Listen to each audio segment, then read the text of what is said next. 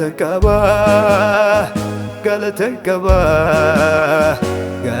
qaba waaqa koof galatan qaba galatan qaba.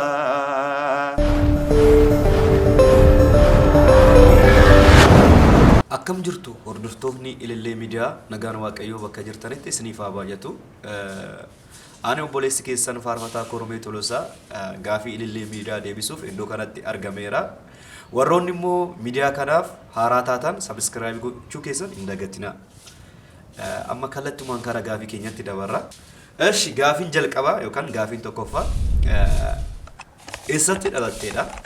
Ani kan dhaladhe aanaa Adaamaa ganda Rogee Baalawaldii jedhamutti dhaladhe. Eessatti guddatte kan jedhu immoo magaalaa Awwaash Malkaasaatti guddadhe.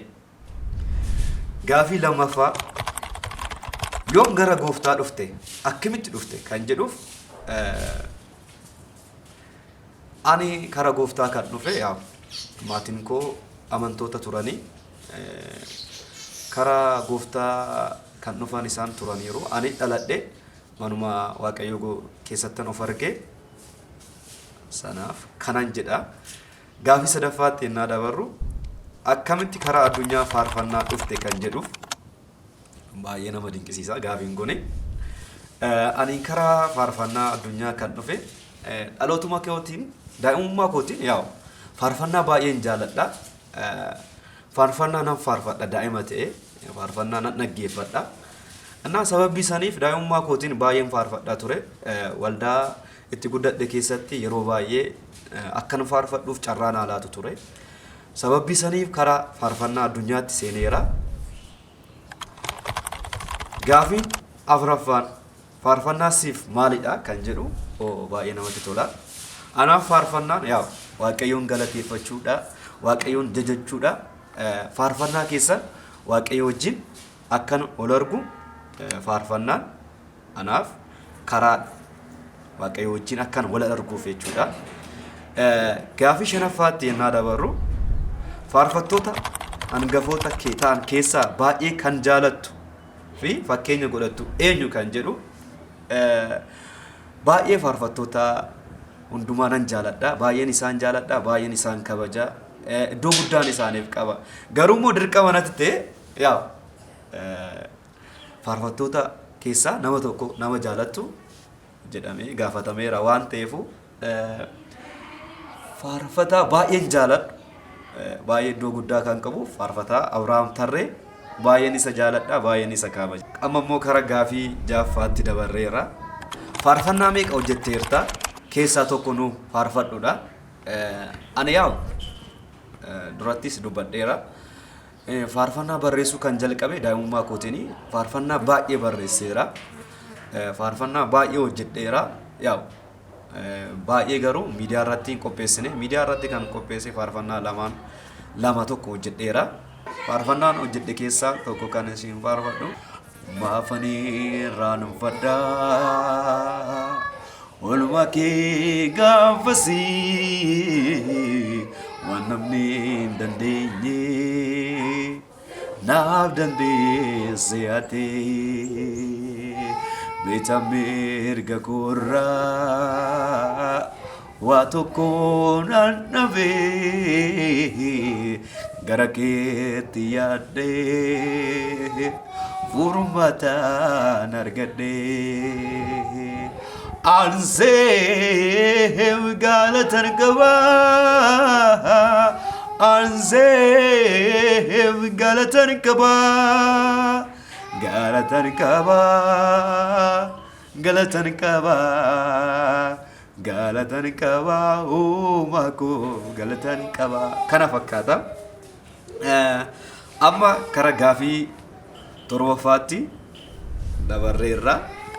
Social media keessaa isa kamtu sitti tola? Maaliif kan jedhu social media keessaa yeroo baay'ee miidiyaan hordofu YouTube'dha.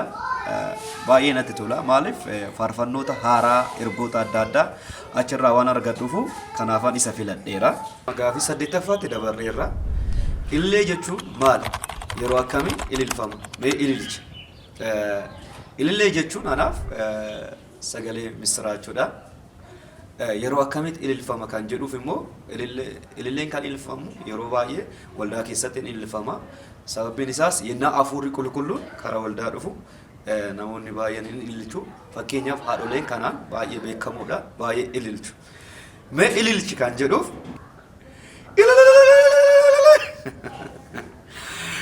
baay'ee hin danda'u. Nama kallattumaan karaa gaafii saglaffaatti dabarra. Istaayilii muuziqaa keessaa kan baay'ee jaalatta ittiin nuuf faarfadhu. Istaayilii muuziqaa keessaa kan baay'ee jaaladhu waalzidha. Ittiin nuuf faarfadhu kan jedhuuf immoo isiniifan faarfadha. Na hordofaa. Faarfannaa waalzii kanuma koon isiniif faarfadha. Maafanii raanfadhaa. Olummaa kee gaafasii waan namni hin dandeenye naaf dandeesse ati bitamee erga koorraa waa tokko nan dhabee gara keetti yaadee furmaatan argadhee. Anzeem galatan kaba, Anzeem galatan kaba, galatan kaba, galatan kaba, galatan kaba, wakaku galatan kaba. Kana fakkaata.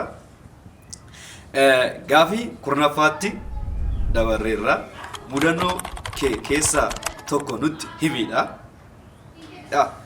Mudannoo baay'een na mudateera.